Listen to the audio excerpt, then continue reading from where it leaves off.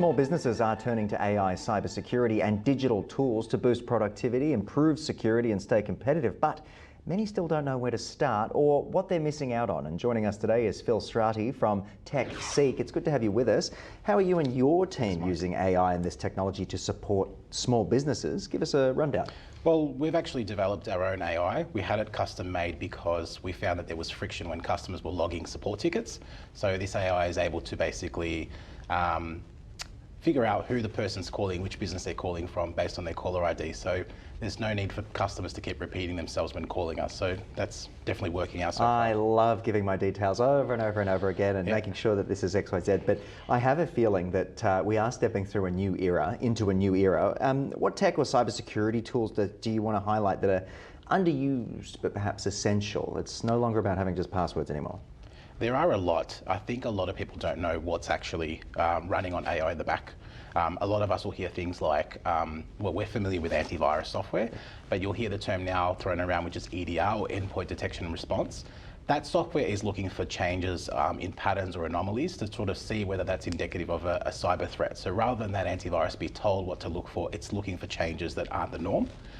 So that's happening with obviously your PCs and your Macs, but also they've now got tools that we're rolling out to do the same thing to Office 365 and Google Workspace. So looking to see specifically what's happened that's not really the norm for those particular staff members. And then the great thing about the AI sort of side of things is it will detect and respond as well. So while we're sleeping, some of those threats can be shut down before we get a chance to.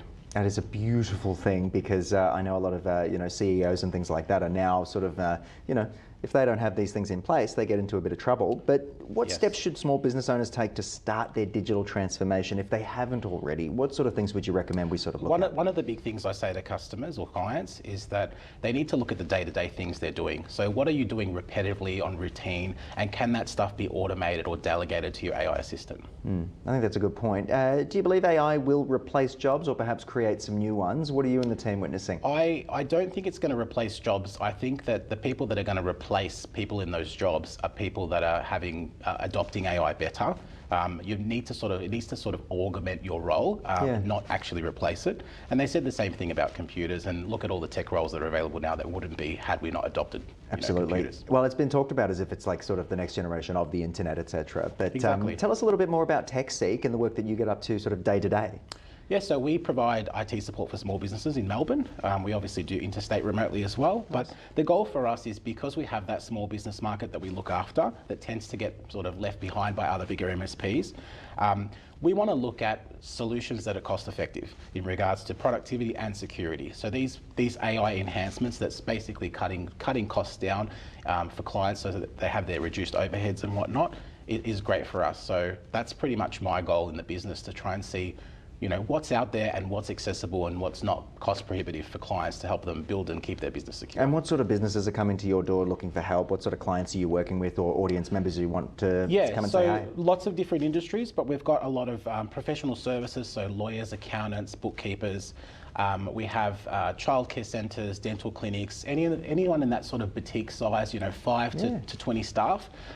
It seems to be great because the product's been tailor-made for them. Absolutely. If people do want to find out a little bit more about this, Phil, or engage with you and the team, do you guys put out research or engage with clients or have things linked? Definitely. We throw a lot of stuff on LinkedIn if we find out about something, because what tends to happen is, because our clients are all different, their use cases are different. So when we do find out something that could benefit other clients, we'll blast something out on LinkedIn or via a campaign saying, hey, there's this new software. You don't need to adopt it, but let's have a chat to see if it's a fit for you guys and can help you guys out. Is there anything else you wanted to highlight about our discussion today in terms of warning our audience out there when it comes to protecting themselves, securing their businesses, and even their personal lives, I think, online as well? I think that what I'm seeing in the industry is that there's a bit of a disconnect between really wanting to be secure, but then I think they're jumping too far ahead in terms of the type of security. But yet at the same time, they're not implementing your basics like your two-factor and your data encryption and your complex passwords. People are just jumping to say, let's do a penetration test. Okay, it's going to cost me 20 grand. Let's not do it then. As opposed to going, let's look at the basics, like, everyone has access to this building and no one has passwords on these laptops and anyone can steal this stuff at any point. So we have to look at the basics first and then build up. But yeah, it's still very neglected, and we always talk to customers about finding that balance between convenience and security. I mean, the amount of times I've had to go and look at passwords and then get an email and then get a code and then do these things, so I totally understand the convenience aspect of this. But again, it's been really nice to speak to you You too. and learn a little bit more about the space. I appreciate your time. Thank you.